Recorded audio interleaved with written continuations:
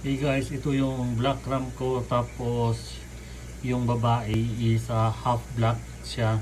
So third generation na breed ko yung babae yan. So alam ko yung genetics niya. So ito po yung successful spawn. Proven na to, ang dami ng mga batches akong na-produce nito.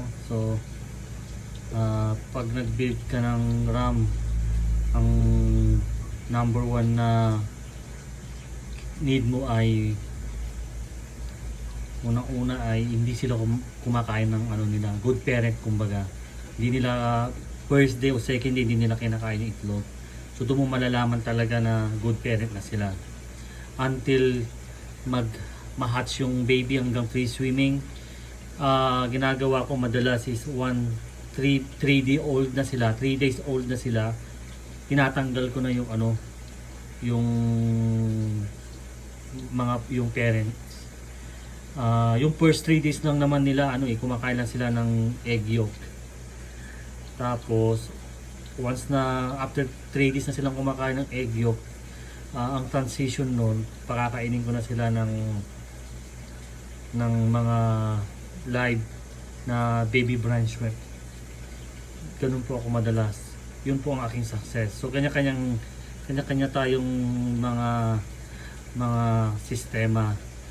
Yung iba, sistema nila abot ng linggo bago nila tanggalin. Basta kung saan yung sistema mo na mas maraming success, marami kang napapabuhay, yun naman ang importante. Ito siya. Ito ay small batch lang siya. Ito, marami kong batch nito.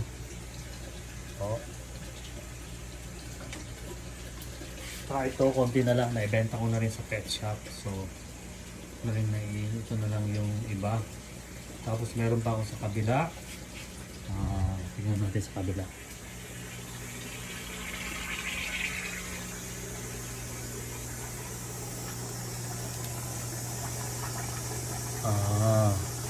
Ito yung another batch ng ram ko na 7 week old 7 weeks.